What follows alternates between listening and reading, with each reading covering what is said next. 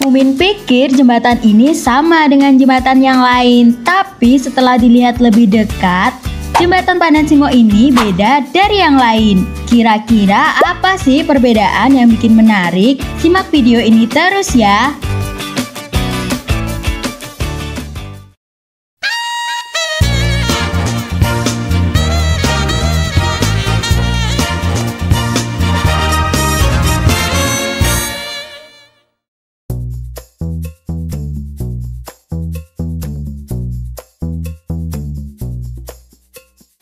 Nah, mulai dari sini ya, di sepanjang jembatan Pandan Simo dipasangi dengan railing pagar seperti ini. Nah, railing pagarnya ini dari Futake Indonesia ya guys. Jadi railing pagar ini di finishing dengan warna hitam dan dijamin kokoh ya guys. Fungsinya untuk apa sih? Jadi railing pagar ini fungsinya untuk keamanan pengunjung yang ada di sekitar jembatan Pandan Simo. Seperti itu ya.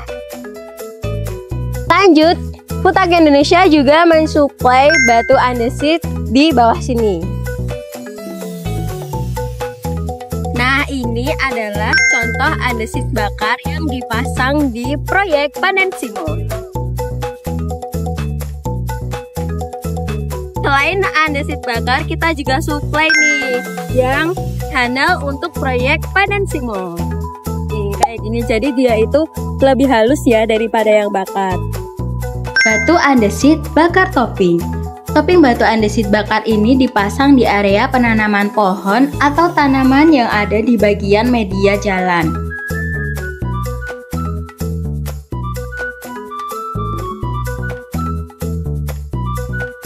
Di sini kita juga suplai tempat sampah ya guys di sepanjang jalan jembatan Pandan Simonya.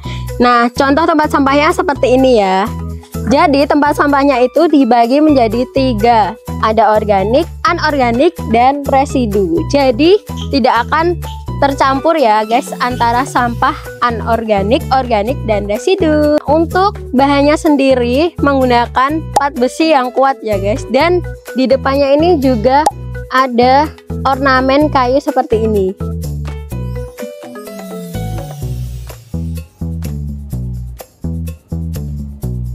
Untuk di area pedestrian di jembatan terdapat bolat dipasang di setiap ujung pedestrian ya guys. Masing-masing 2 pasang. Jadi fungsi bolatnya itu untuk mencegah kendaraan masuk di area pedestrian dan agar tidak mengganggu para pejalan kaki.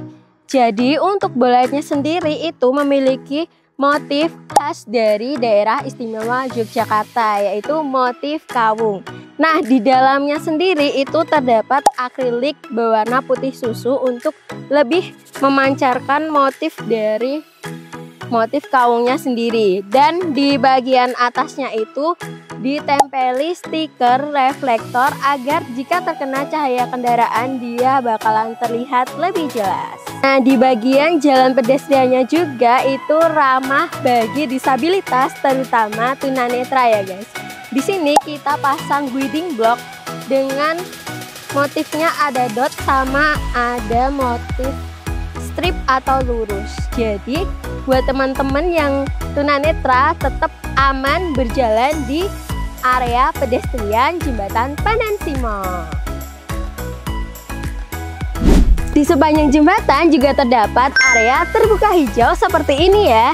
Jadi dari Futake Indonesia juga mensuplai seperti tanah subur, tanaman, deck drain, dan juga roof drain. Nah, seperti ini ya detail dari roof drain yang dipasang di sekitaran taman di jembatan. Jadi bentuknya seperti ini dipasang di sini.